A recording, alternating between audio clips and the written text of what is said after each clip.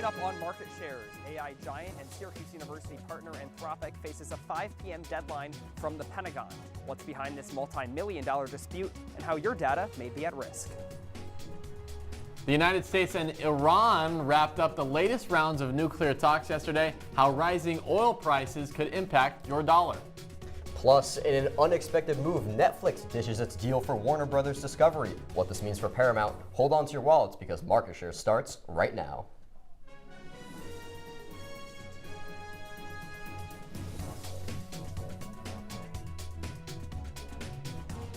Good afternoon and welcome into Market Shares. I'm Riley Underwood. And I'm Verna. Markets closed just a few minutes ago, so let's take a look at how the major indexes closed this week. And for investors, it wasn't good news because, as you can see, it's red across the board. Starting off with the NASDAQ, this one took the biggest decline when you look at the percentages, over 6.5% down, fallen more sharply because it's driven by largely those large tech markets like Meta, Microsoft, Nvidia, those other mega cap tech stocks. They kind of drag those stocks down when you're looking at the NASDAQ. So that reflects heavy selling in big tech and AI related stocks. So declines there disproportionately pull the index a little bit lower.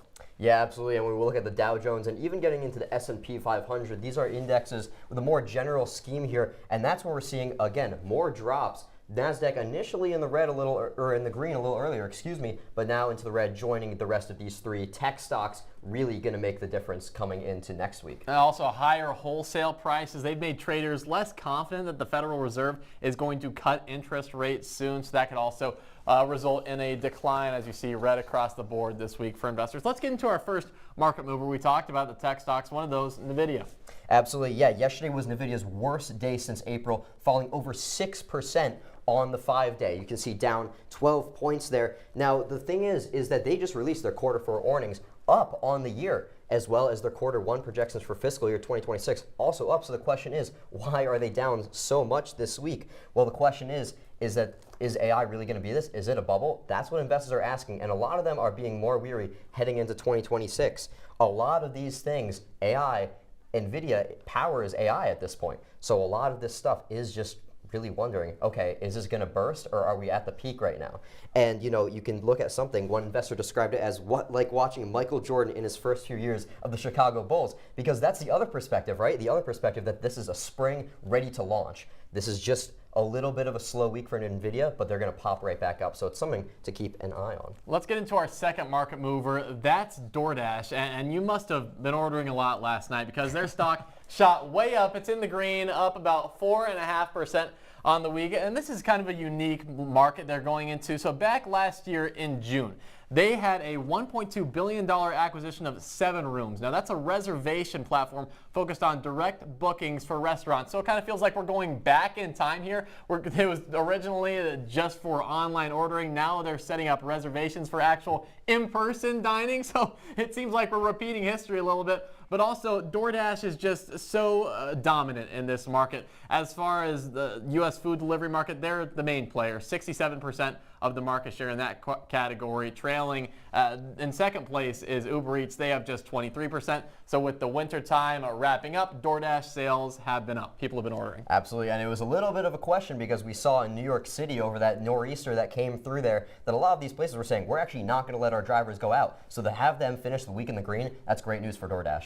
And then one of the stocks that are not doing too well in the red, that's Flutter. Now, you may not know Flutter by just the name, but you know who it owns, and that's FanDuel. And players aren't liking what their results have been. Exactly, and it's no fault of FanDuel. It's more fault of gambling and just the house always wins. But you look at that and you say, okay, the house is winning. Why are they down 14 points? Well, that's because gamblers are becoming discouraged. That's what a lot of research is showing. They're either moving to other apps, they're moving away from gambling, or they're moving to these prediction market apps like Kalshi and like Polymarket. That's taking a lot of the market share right now. And that's going to be really interesting to keep an eye out on, because if these markets keep getting more traction away from sports betting, it could actually make these states that have not legalized sports betting yet to legalize them. So there's a lot at play here politically and economically.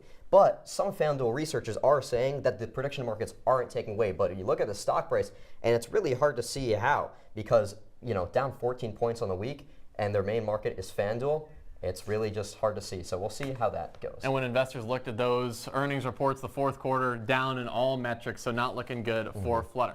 Well, Syracuse University students' concerns over data privacy were raised last September when it gave campus-wide access to Claude AI. The Department of Defense used that same model, built by parent company Anthropic, in the capture of former Venezuelan President Nicolas Maduro. That's right, and with $1 million government contract heading towards a 5 p.m. deadline, Anthropic has $200 million decision to make. CitrusTV Washington correspondent Ben Bassick joins us from the Pentagon with the latest. AI, which partnered with Syracuse University last September, could lose a $200 million contract with the Pentagon in under an hour. Department of Defense officials criticized the firm last night after it rejected an offer giving the DoD unrestricted access to its AI model Claude, which is available to every Syracuse University student. Anthropic CEO Dario Amodei says surveillance of U.S. citizens and use of autonomous weapons are his red lines.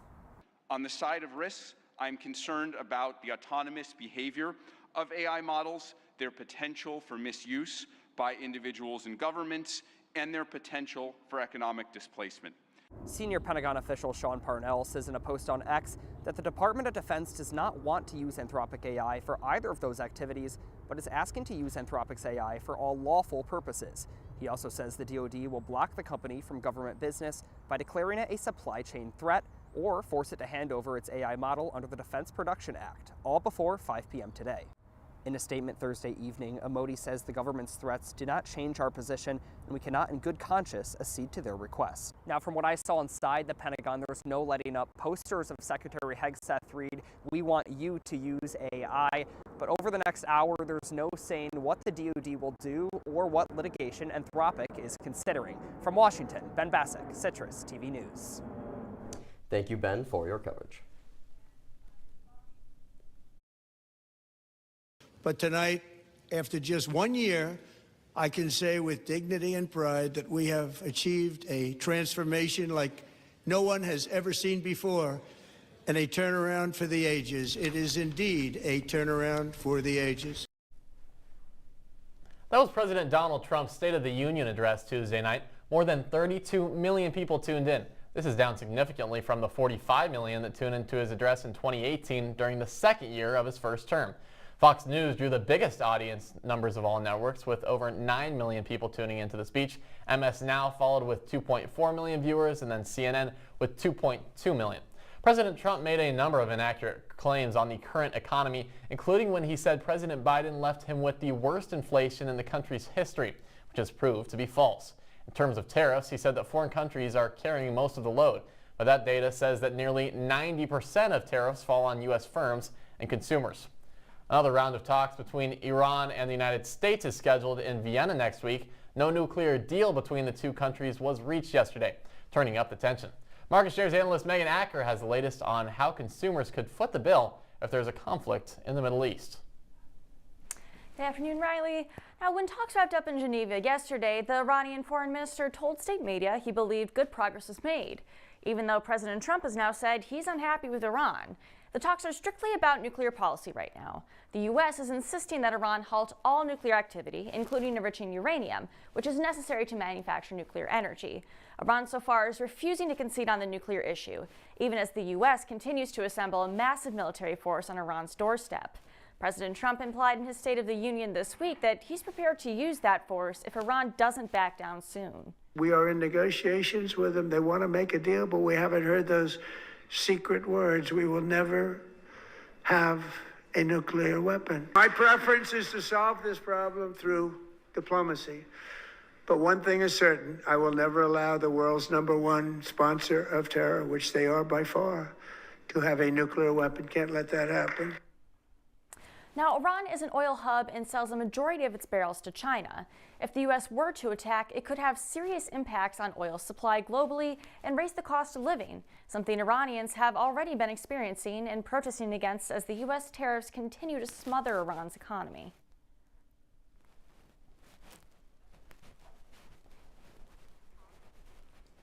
Yeah, Megan, thank you so much for joining us at the desk now. Now, talking a little more about these tariffs, what exactly could we see Trump doing as he kind of goes into this next battle with the Iranian government?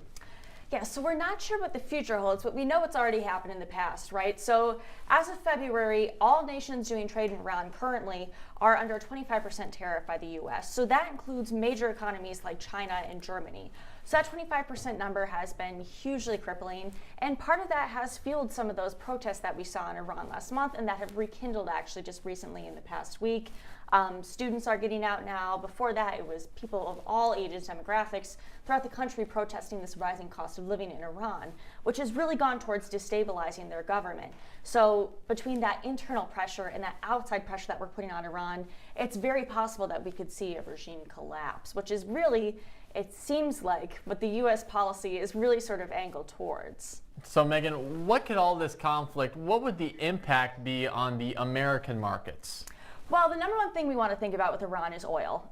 They're a huge oil producer. So right now, at the beginning of this week, oil barrel cost slid just a little bit, just down a couple cents. But if there is a conflict with Iran, that could explode the cost of oil. So right now they're sitting in between 60, 70 bucks a barrel. When you manufacture in a conflict with Iran, that could explode prices up to $100 a barrel. So if you do the math, depending on where you are in the United States, depending on regional taxes, that could be anywhere between $3.70 and $4.80 a gallon at the gas pump. So that would be huge for American consumers.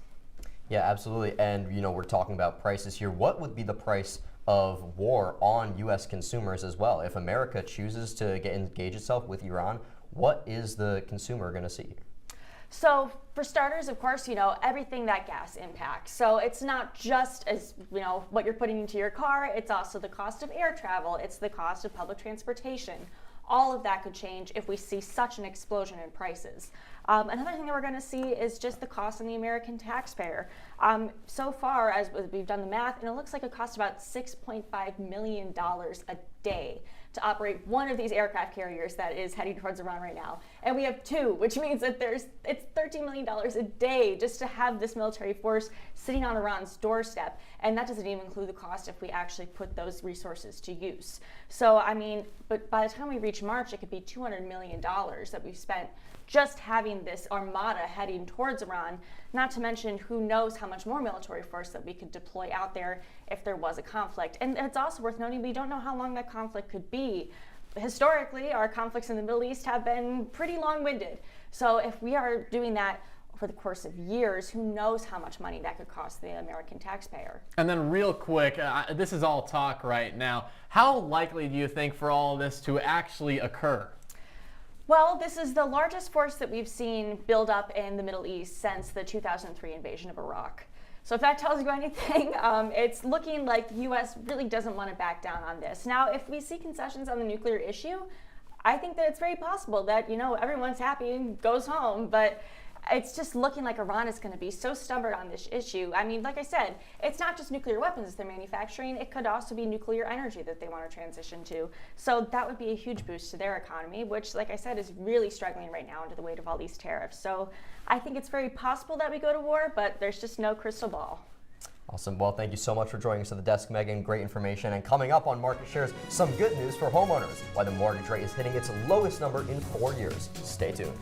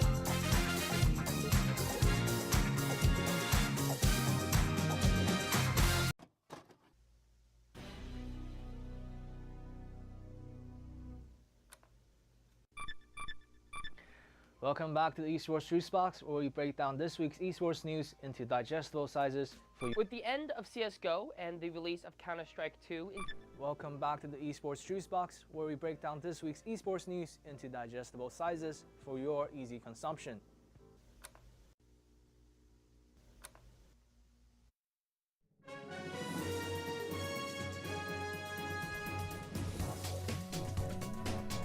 Welcome back to Market Shares. An owner of a Syracuse area hotel chain is pleading guilty to criminal charges for avoiding hundreds of thousands of dollars in room occupancy taxes and late fees.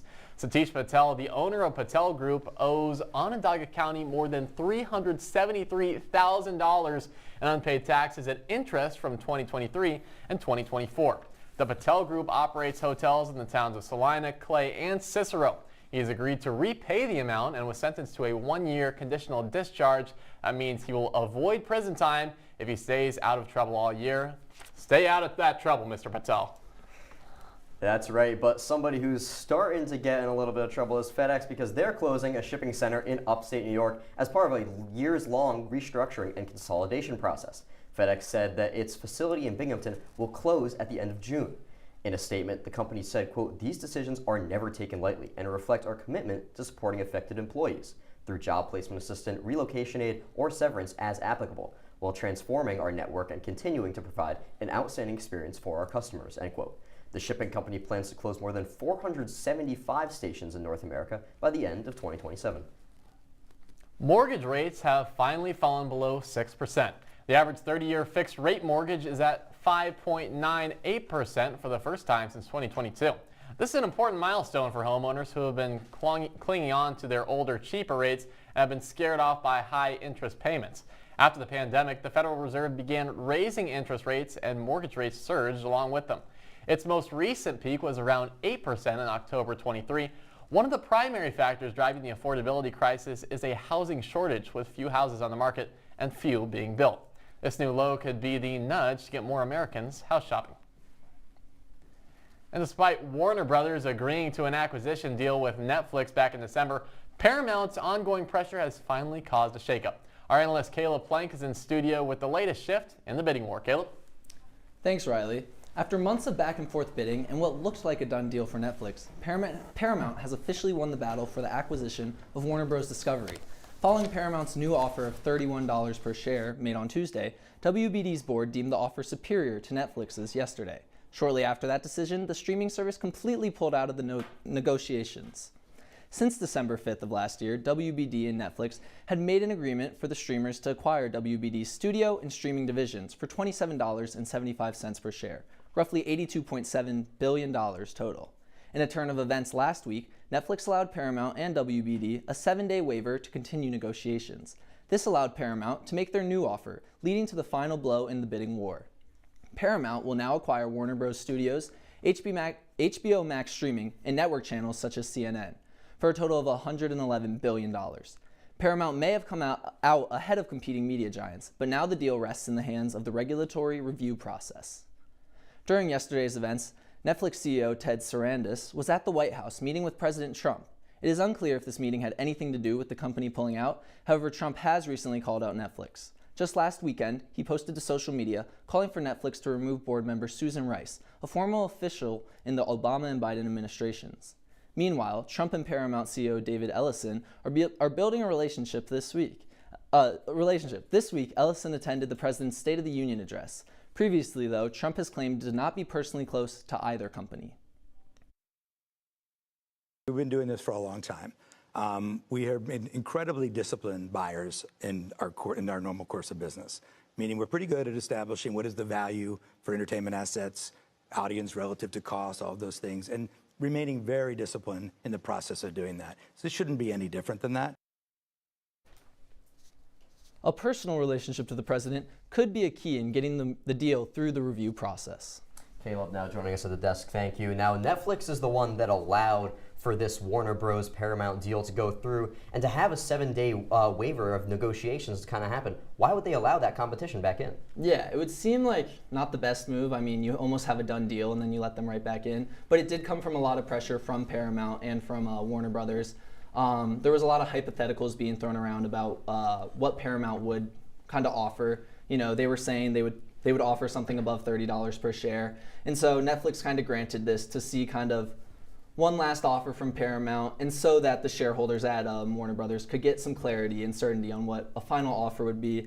And I mean, from Netflix's kind of side of this, it gives them some insight on kind of what the financial decision is. Is it a good one? Is it a bad one? How far will Paramount go? And then with that, how far are you willing to go as well? Now, the deal has to go through the Department of Justice for a regulatory review. So what could stop this deal from actually happening?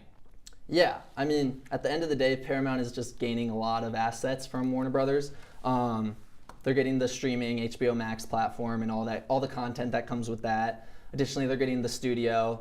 And then the big one, which Netflix was only going for streaming and studio, but Paramount also wants that network system. So, you know, they're getting CNN, they're getting TNT, they're getting Discovery. So they're just gaining a lot more channels of where they can put content out to, and that's just giving them a lot more control. And, you know, it's just a concern. There's the concern that similarly to what happened to CBS, where they had some pressure from the government, switched a lot of their kind of editorial decisions there. There's some concern that a similar move like that could happen for CNN after, you know, this deal goes through. Yeah, absolutely. And since that announcement happened, both the companies are actually seeing really good responses in their stocks after a bidding war that caused a bit of turmoil. What's causing this increase now? Yeah, so from Netflix's side, you know, they definitely see it as a good move.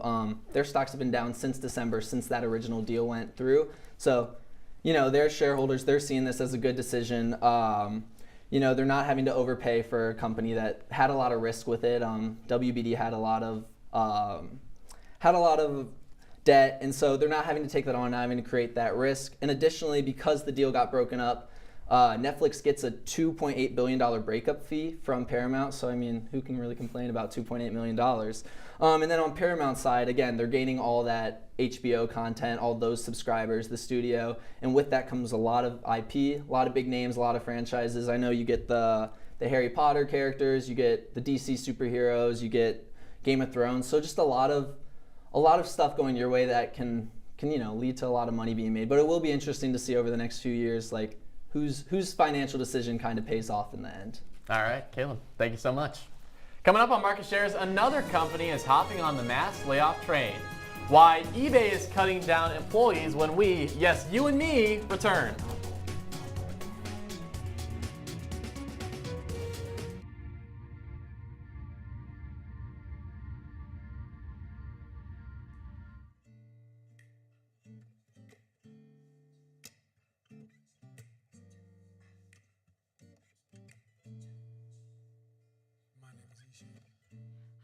My name is Sadie Miller. My name is Luke Brady. I go by St. Luke.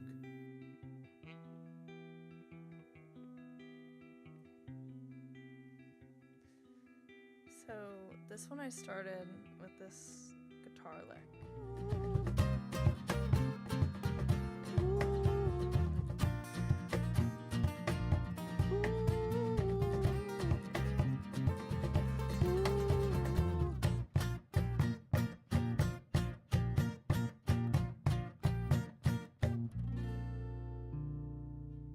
Welcome to my house. Everybody's pretty tired of each other. The walls were closing in. Clearly a case of too much family, too close, 24/7. If this sounds like your house, try going someplace new. YourLifeYourVoice.org. You'll find lots of ideas to help you handle the family stresses of being confined to close quarters. YourLifeYourVoice.org. It could help you find a little more breathing room.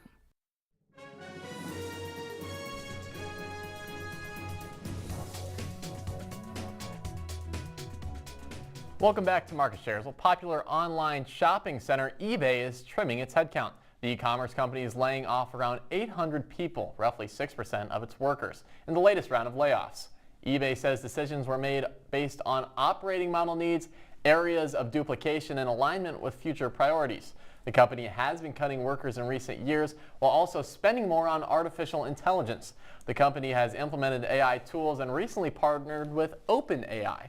Last week, eBay announced plans to acquire Etsy's secondhand clothing marketplace Depop for around $1.2 billion in cash. The goal is to expand the company to the fashion sector. And from fashion to technology, Dell Technologies has recorded a 39% jump in sales. This was driven by its growth in artificial intelligence server business. The company said it closed $64 billion in AI-optimized server orders in the fourth quarter. Shares rose 10% in after-hours trading. Overall revenue rose to over $33 billion, beating its $31 billion forecast. In the new fiscal year, Dell expects revenue to be around $138 billion and adjusted earnings to almost be $13 a share. These are also ahead of analyst projections. Bad news for pizza lovers. Papa John's is the latest pizza chain to close hundreds of locations after a tough quarter. The company revealed that around 300 underperforming restaurants will close by the end of 2027, with 200 of them shutting down this year. In addition, the company cut around 7% of its roughly 700-person corporate workforce. These announcements follow a brutal fourth quarter for the chain, which reported an over 5% decline in same-store sales. Earlier this month, pizza rival Pizza Hut also announced it was closing hundreds of locations. So it looks like Domino's seems to be the winner here, as that chain reported a near 4% increase for the fourth quarter. Yeah, I'm going to miss that garlic sauce. Well, the sky might be clearing up for Spirit Airlines. The budget airline company has reached an agreement with a group of creditors to emerge from its bankruptcy by early summer as a smaller company. Much of the airline's focus will be on flying destinations from its major Florida airports, as well as from the New York area and Detroit. They will also focus more on peak travel days and cut money-losing flights on Tuesdays and Wednesdays. The company says that under the plan, it estimates its debt and lease obligations will be cut from over $7 billion to just around $2 billion. And still ahead on market shares, a popular fast food company is revamping one of its most popular menu items. What changes are happening when we return? Leaving hot coals improperly extinguished can cause a wildfire. Hey guys, it's Smokey! It looks as if Smokey is going to use the drown, stir, drown and feel technique. After the first drown, a good start. Next, another drink. And finally, a close feel. Is it cool? Okay. Yeah. Hey, Smokey, catch! Oh, my bad, Smokey. Only you can prevent wildfires.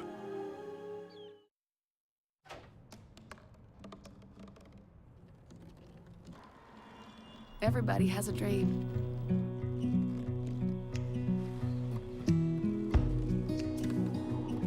Mine was to see the ocean. And with a little help, I made it.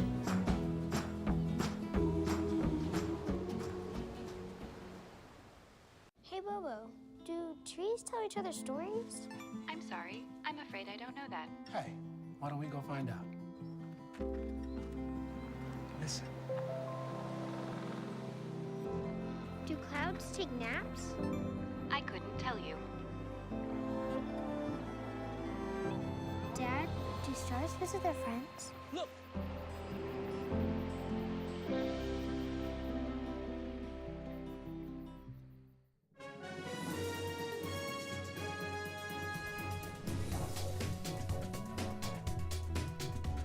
Welcome back to Market Shares. Burger King is making changes to its best-selling menu item, the Whopper, following customer complaints. The Whopper will be replaced its soft bun with a more premium one. Use a new mayonnaise and will serve it in a box instead of paper. The changes come after years of complaints about smashed burgers that were falling apart. That's right. Excuse me. And the King is the 8th largest fast food chain in the country by sales. Excuse me. In 2023, customers began complaining about out-of-date stores and cold food. Now sales are finally on the upswing. Same-store sales rose over 3% in the most recent quarter.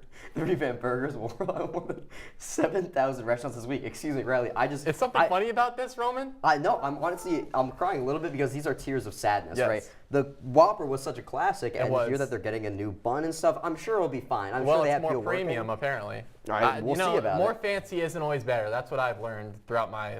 Absolutely. Now I have to ask you, are you normally a Whopper guy? What's your go-to? Burger King, somewhere else, Whopper? I mean, you love the King. You gotta love the King. Do you remember that foot lettuce thing they had a while back? That's the last thing you want in your Burger King burger. But as it turns out, that might be what you get. It might be.